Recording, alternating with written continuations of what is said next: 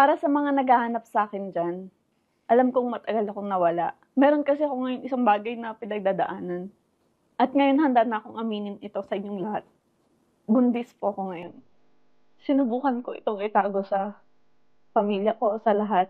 Pero naisip ko na hindi ko ito matatago habang buhay. Kaya nandito ako sa inyong harapan. Kasi handa akong sabihin lahat ng mga totoong nangyari. Alam kong karamihan sa inyo, iniisip na gumagawa lang ako ng kwento or kulang lang ako sa atensyon. Pero hindi. Papatunayan ko sa inyo na totoo lahat ng sinasabi ko.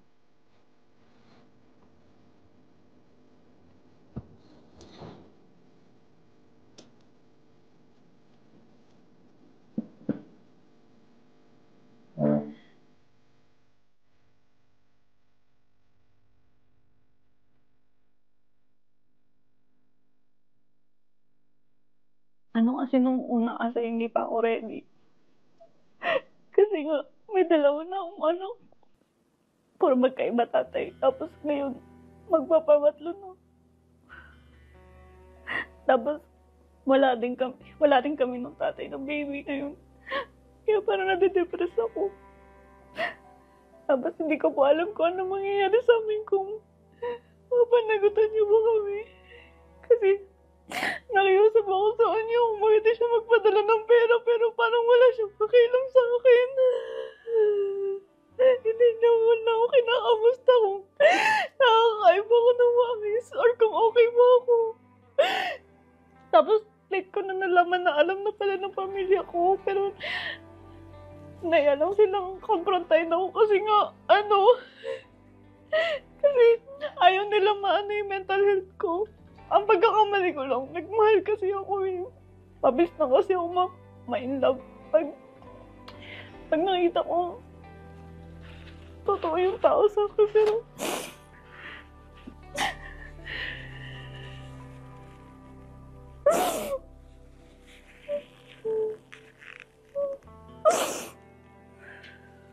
gusto ko lang naman mahalin ako.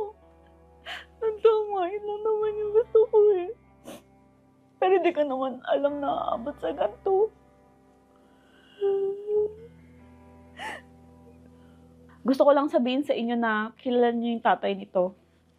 Kilalang kilala niyo. At hindi si Lawrence yun. Malamang! Sabi ko. Malamang. Sabi niya. Sabi.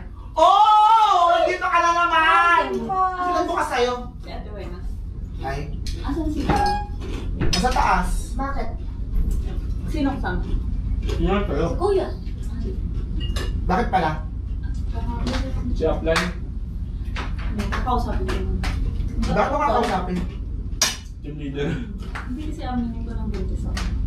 Ha? Oh my God! Ang laki ng tiyan mo! Oh my... Seryoso? Hala, totoo nga!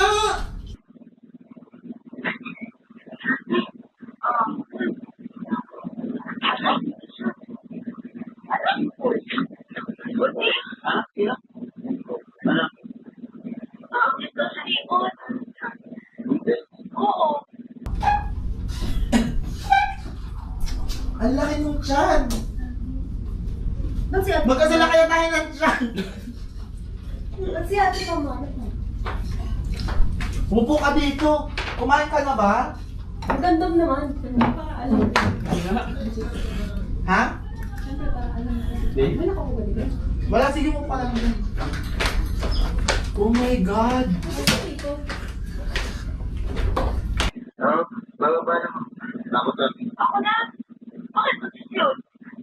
Takot na ng gano'n ito. Ako na! Pwede mo ipatandi ka? Buntis ka?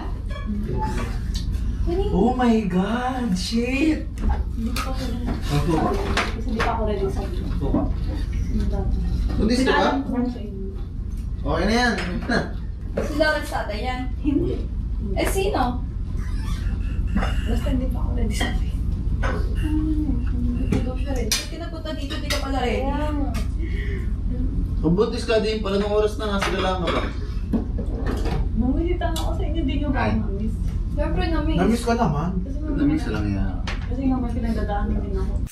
Bakit mo yun ang sinabi? Tinago ko muna kasi sa inyo, te, kasi nga, hindi pa ako ready nun. O, ba't ready ka na? Ngayon mo lang inamin. Hindi pa nga kasi ako, hindi pa ako nakapag-isip ng maayos. Yun na yun. Kasi hindi naman talaga ako ready. Kaya Di naman ba ako ka ready sa ganito eh. Ano plano mo? Anong gagawin mo dyan? Kaya nga. Sa totoo lang, yung tatay nito, gusto niya ipalaglag. Ay, putang ina naman nun. Mali naman na yun. Ilan ba naman dyan? Ay, bawal pa yun. O, anong plano mo? Anong balak mo ngayon? Buntis ka. Buhayag naman ako nung una, te. Kasi hindi ko, nung nandun ako, parang hindi ko talaga kaya.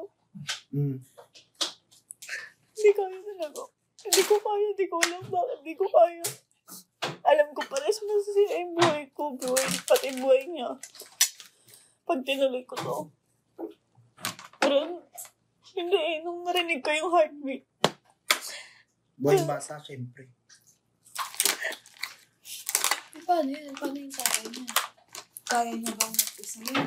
Pangatlong anak niya na yan. Kaya mo ba yan? Anong plano mo? Hindi ko nga alam yung plano ko. Kaya ako pumunta sa inyo dito, di ba? Wala kang Ay, trabaho. ako ng tulong. Di ba? Kaya ako lumapit sa inyo. Kaya ako nandito kasi gulong-gulo na isip ko. Di ba? Parang ako mapapaliw.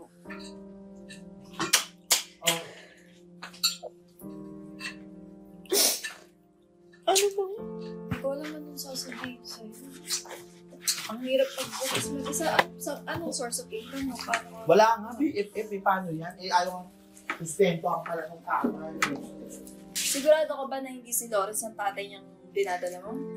Hindi si Lawrence yung tatay nito. Kilala niyo. Sigurado ka na hindi si Lawrence? Hindi si Lawrence. Kilala niyo rin. Kailan pa ako naging manghula? Oh, Kilala niyo din. Nakakasama natin. Eh, sino nga? Ay, Nakakasama pasabihin. natin. Yaman Di, na baka ikaw pala, privacy ay. niya. Baka privacy niya. O, kamusta ka naman? Balaki ka na lang malungkot. Diba, hindi ako nagpapakita. Kasi nga, nade-depress ako. Saka di ako makapag-isip ng maayos. Babae lang ako. Tapos nung hindi ko na kinaya, pumunta na ako dito kasi diba? Ay, Alam na ba ng magulang mo? Samahan mo ako sa mas may kukunin na. Kasi, Alam na ba ng magulang mo? nalaman na. cellphone ko. O anong sabi nila? Wala sila sinabi. Yun yung masakit doon kasi nga, Anong wala silang sinabi? Paano? kasi ayaw nila ako i-stress. Parang inaantay nila ako na ako'y magsabi. Pero nalaman ko sa mga kapatid ko na alam na pa yun. So, hindi ka nagsabi sa magulang mo? Kapatid mo lang nakakaalam? Hindi. Alam na din pala nila. Pero inaantay lang nila ako na ako'y Ikaw mag-open. nang magsabi? Ayaw nila ako pangunahan. Ayaw nila ako bigyan ng stress. Ako, nahihiwagaan talaga ako kay Dimple. Tanong ako ng tanong sa kanya kung ilang buwan na yung tiyan niya, hindi niya ako masagot. At saka ano yun? Hindi mo masabi-sabi sa amin kung sino yung tatay ng anak mo? Para saan pa naging Grace family tayo kung magtatago ka sa amin? At saka nagtataka talaga kung bakit ako yung una niyang hinanap. At saka isa pa, napansin ko, habang nag-open si Dimple, tinitignan ko yung mukha ng asawa ko, wala siyang comment, wala siyang reaksyon. Ako talaga mayroon akong nararamdamang kakaiba dito eh. Malaman-laman ko lang talaga. Bakit? Sino tatay mo? Ha? Sino ang tatay mo? Hindi ko. Kahit. Ba't sa'yo mo tinatanong? Mukha ba? Eh, kanino ka tatanong? Ba't sa'yo ka nagagalit? Eh, kanino ka itatanong? Eh, di Paul. Eh, sinabi nga kilala daw. Ayaw kang sabihin kung sino eh. O si Lawrence. Hindi nga si Lawrence. Imposible hindi mo kilala. Sino nga? Kung nga kilala, tsaka labas na ako doon kung may problema siya. Ba't niyo ako na? Kung sino man, kung buntis mo siya o hindi, labas na ako doon.